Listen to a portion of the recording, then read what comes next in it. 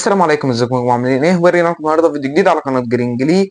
والنهارده خامس حلقه في سلسله تجربه المنتجات المصريه. والنهارده جبنا لكم شويه منتجات مصريه جميله جدا كده. فيلا بينا مع اول منتج. يلا بينا في تجربة المنتجات المصرية. يلا بينا على أول راوند. تيرا تشوكو داي بطعم الشوكولاته، يلا بينا نجربه. هو ده شكله. على فكره التغليف بتاعه تحس ان هو جميل بصراحه، والالوان بتاعته جميله. هو المفروض ان هو بسكوت متغلف بشوكولاته، ده شكل الطبقات بتاعته، ومتغلف بشوكولاته. فيلا بينا ندوق. وكمان حاطين مع الشوكولاته هنا زي طعم تاني كده، زي كوكونات او حاجه كده. جميل، جميل جدا بصراحه.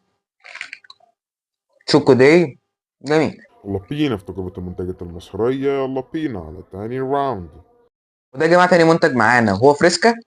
برضه شبه شوكو داي كده، بس ده فريسكا بقى اللي احنا متعودين عليه بالبندق. صراحة الفريسكا أصغر. فريسكا اصغر من الشوكو داي، بس هي نفس الطول يعتبر، بس ايه، ما عليهاش من بره شوكولاته. شوكو داي طعمها جميل اكتر منها.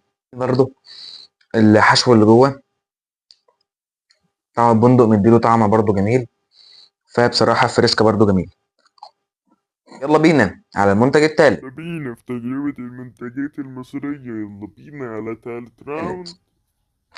وهو فوكس. في ناس كتير يا جماعه، انا لاحظت ان في ناس كتير جدا نسيت فوكس. فوكس ده كان جميل جدا ايام زمان، فجبناه معاكم. فوكس طبعا منتج مصري جميل. ده فوكس كرينكل بطعم السجق. فيلا بينا ندوق. ده ب5 جنيه. بصراحة كمية قليلة، بس هندوق ونشوف الطعم. هي نفسها كبيرة، والطعم باين فيها قوي. انتوا شايفين كده؟ طبعا باين فيها قوي من قبل ما ادوق ازاي، لان فعلا في بهارات كتير. فيلا بينا ندوق. طعمها زي الشيبسي اللي كلناه المرة اللي فاتت، برضه كان بطعم السجق زي بالظبط، بس بقى كرينكل بقى. فوكس كرينكل جميل.